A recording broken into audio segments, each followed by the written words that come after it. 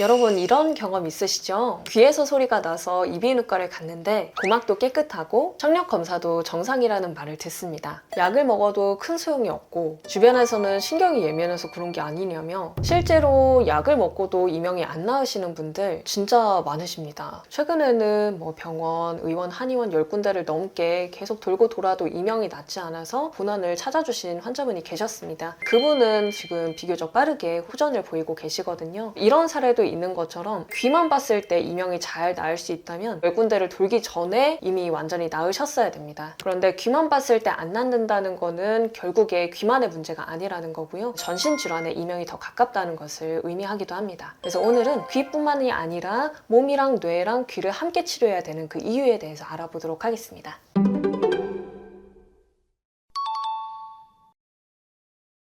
귀에서 소리가 나니까 귀만의 문제라고 착각하기가 쉬운데요. 처음에는 누구나 귀에 집중하면서 치료를 하게 되기는 합니다. 그런데 그렇게 접근을 했을 때 귀가 잘 낫지 않는다는 거를 저희는 발견했고요. 결국에 우리 몸의 컨디션에 따라서 아니면 감정적인 변화 그리고 수면 습관에 따라서도 이명의 크기가 변동한다는 거를 알게 됐습니다. 그래서 그런 부분을 봤을 때는 결국에 우리 몸이랑 뇌의 컨디션, 이 정서적인 안정의 상태 이런 부분들이 같이 이명에 관여하고 있다는 걸 알 수 있게 되거든요. 그래서 저희가 실제로 몸이랑 뇌랑 귀를 안정화시키는 방향으로 꾸준히 치료를 넣었을 때 이명이 점점 변동하면서 좋아지는 방향으로 수렴하는 것을 확인했고요. 잘 안정되는 걸 유지시킨 다음에 졸업하면 나중에 안 찾아오시더라고요. 소리를 듣는 거는 귀인데요. 소리를 제일 처음에 받아들이는 기관이 귀라고 생각하시면 됩니다. 음향 장비 중에서는 마이크에 해당한다고 보시면 되는데요. 이 소리가 귀를 통해서 들어가면 귀에서 그 모든 신호 처리가 완료가 되는 게 아니라 그것이 신경을 타고 뇌에서 처리가 됩니다. 그래서 소리 신호를 실제로 해석하고 받아들이는 거는 뇌라는 컴퓨터라고 생각하시면 돼요. 이명이라는 들리면 안 될 소리가 나한테만 들리는 이 현상이 뇌가 함께 관여하고 있다고 보시면 더욱 타당하다고 볼 수 있습니다. 우리는 20대 때부터 미세한 청력 저하가 시작되는데요. 이명 환자분들 딱 와서 청력 검사를 해보면 본인은 모르는데 그래프상에서는 청력이 저하된 것이 나타나는 경우가 많으십니다. 20대 때부터 미세한 난청이 오랫동안 누적된 결과가 그래프에 나타나서 그런 건데요. 이 난청이 있으면 귀에서 뇌로 도달하는 그 소리 신호가 줄어들잖아요. 그러면 뇌에서 그 미세한 난청을 보상하기 위해서 굉장히 과민해집니다.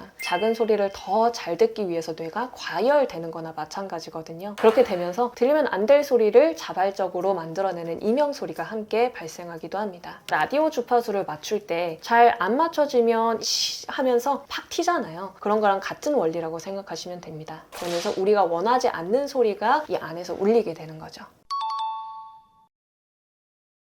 다음 증상 중에 하나라도 해당되면 귀만의 문제가 아니라 뇌도 같이 관여를 하고 있는 이명일 가능성이 높습니다. 첫 번째로 조용한 장소에서 소리가 더 크게 들립니다. 그래서 조용한 장소에 가면 뇌가 이상한 신호인 이명에 조금 더 집중할 수 있는 환경이 되거든요. 뇌가 이 소리에 집중하게 되면서 이명 소리가 더 크게 들리게 되는 특징이 있습니다. 그리고 두 번째는 어느 쪽 귀에서 난다 이렇다기보다는 머리 안쪽 또는 전체 아니면 머리 앞쪽, 뒤쪽 여기에서 울린다고 말씀하시는 분들도 많으세요. 이런 경우에는 뇌가 이 청각 신호에 왜곡되는 과정에 같이 기여한다고 볼 수 있겠습니다. 세 번째는 컨디션이랑 감정 상태에 따라서도 이명이 많이 변동한다는 특징인데요. 잠을 못 자서 정말 피곤한 상태일 때나 극심한 스트레스 상황에 처했을 때 이명이 송곳처럼 날카롭게 들리기도 합니다. 반면에 즐거운 취미 생활을 할 때 행복한 감정 상태에 있을 때는 이명이 있는지를 완전히 잊는 경우도 있거든요. 이런 경우들에는 귀만의 문제가 아니라 몸이랑 정서 상태 그리고 뇌에서 무언가 문제가 생긴 이명일 경우가 굉장히 많습니다. 이런 분들이 거의 이명 환자분들 대부분을 차지하는 건가요? 대부분은 사실 뇌의 기능 이상을 끼고 있다고 보시면 됩니다. 저희가 뇌기능 추적 검사를 하는 이유도 청각 시스템의 왜곡 반응에 뇌가 기여한다는 걸 알게 되었기 때문에 그런데요. 그런 분들을 보면 대부분 이 인지 기능이 이미 떨어져 계시거나 불안하고 우울한 점수가 높거나 조급하고 분노의 성향이 나타나기도 합니다. 스트레스 점수가 높기도 하고 좌우뇌의 밸런스나 균형이 안 맞는 경우도 많으세요. 그래서 이런 뇌의 기능 이상이 같이 껴있을 때는 치료가 조금 더 종합적인 관점에서 들어갔을 때 이명이 가장 빨리 나을 수 있습니다.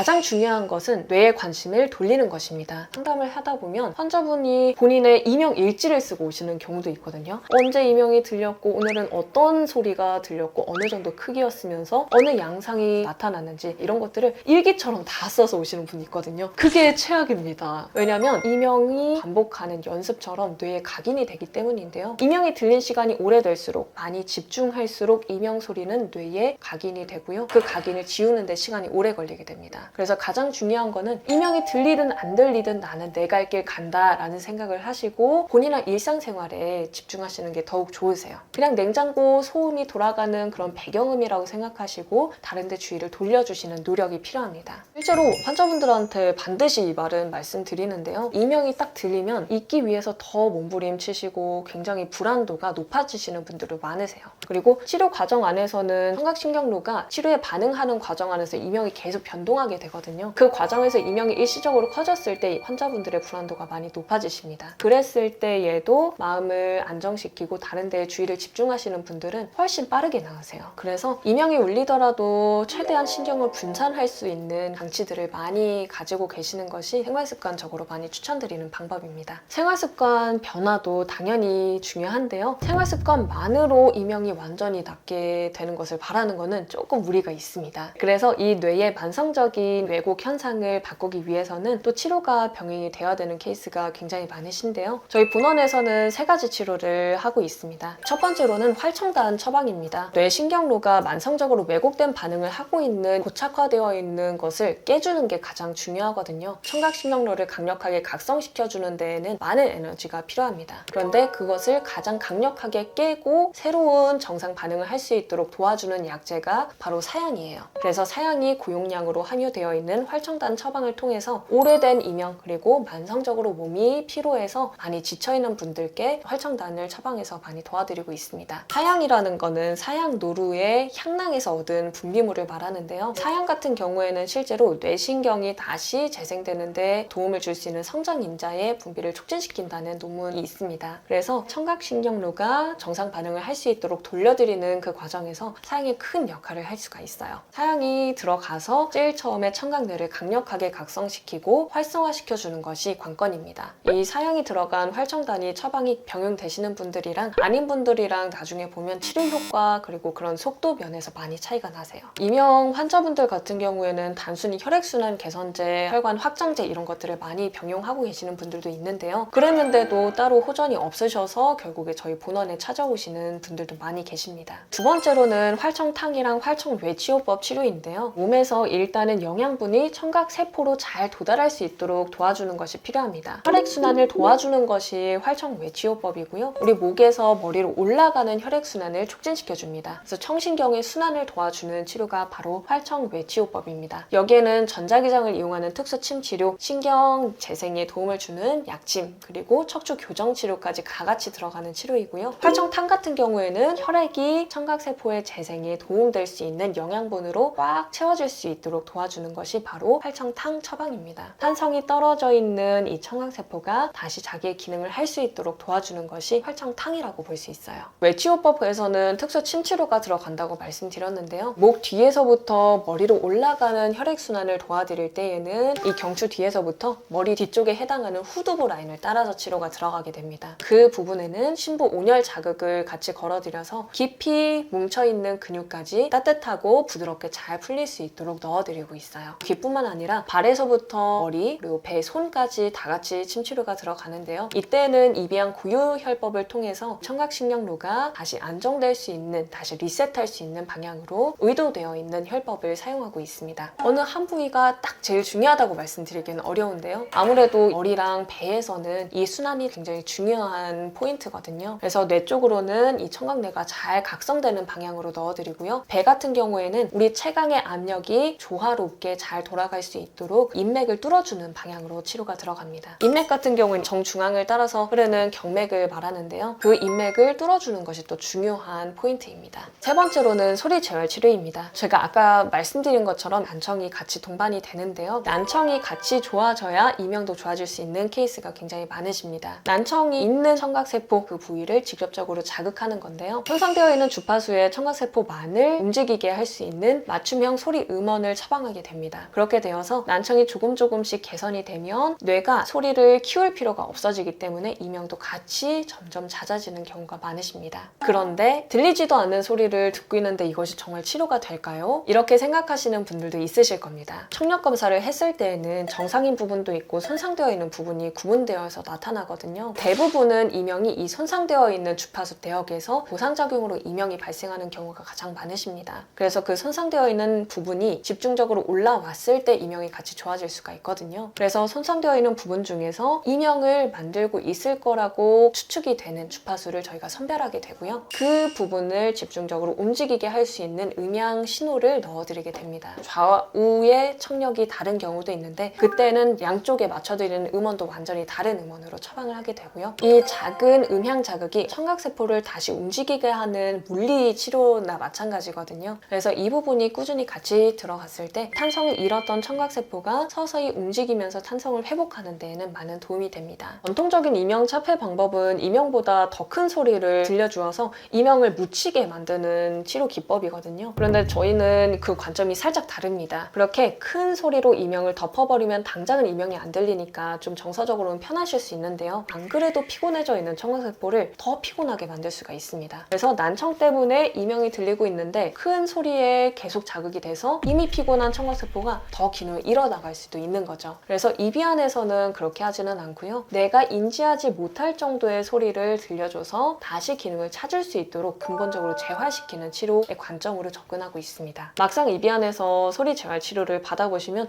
이거는 그동안 했던 거랑 살짝 다르네요. 이거는 안 들려요. 이렇게 말씀을 하십니다. 그런데 그런 분들이 꾸준히 치료가 누적되면 결국에 그 누적됐을 때의 치료 효과가 좋으시거든요. 그리고 청력 검사도 꾸준히 다시 해보면 서서히 손상되어 있던 주파수가 점차 차오르면서 회복되는 것을 관찰할 수 있습니다. 그래서 이러한 세 가지 방법으로 치료를 했을 때 각각의 역할이 보여서 가장 좋은 최상의 치료 효과를 보실 수 있다고 말씀드리고 있습니다.